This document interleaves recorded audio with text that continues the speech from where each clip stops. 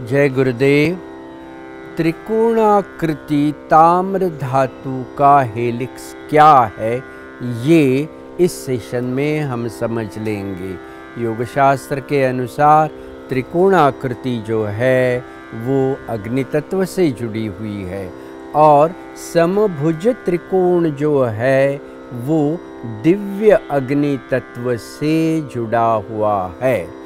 जहाँ भी दिव्य अग्नि तत्व का स्पंदन रहेगा वहाँ पर प्राण और ज्योति की अनुभूति होगी।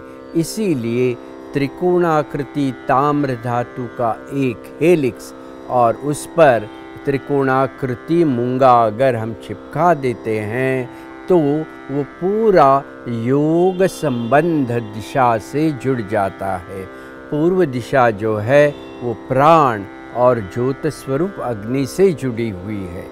जब भी पूर्व दिशा में दोष रहेगा तो ऐसी स्थिति में इस प्रकार से त्रिकोणाकृति ताम्र धातु के हेलिक्स और उस पर एक त्रिकोणाकृति मूंगा इस प्रकार से भूमि में संयुक्त कर देते हैं तो भूमि निकष सुधर जाता है और स्पंदन जो पूर्व दिशा से हैं उससे जुड़ा हुआ जो भाव है, जो ज्योति स्वरूप है, जो प्राण स्वरूप है, उसका एक तरीके से अवतरण हो जाएगा और जो भी ऋण स्पंदन है वो ताम्र धातु में विसर्जित हो जाएंगे। इसी प्रकार से यह ताम्र धातु का त्रिकोणाकृति हेलिक्स जो है जिसमें 3.5 3.5 मात्रा से जुड़ा हुआ प्रणव का तर्क जुड़ा हुआ है और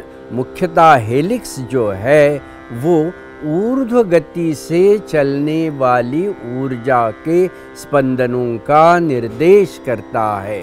इसीलिए एक हेलिक्स भूमि से संयुक्त जब हो जाता है तो वो पूरे दिशा प्रभाग में पृथ्वी तत्व से लेकर आकाश तत्व तक एक ऊर्जा का ऐसा कोश निर्माण कर देता है।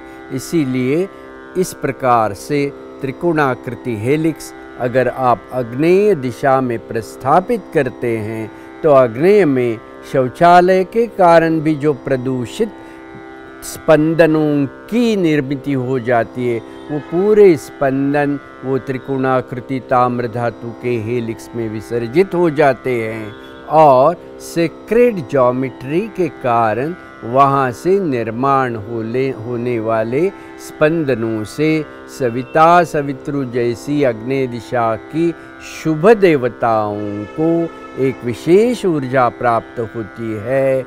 इस प्रकार से इस त्रिकोणाकृति ताम्र धातु के हेलिक्स का महत्व असाधारण है।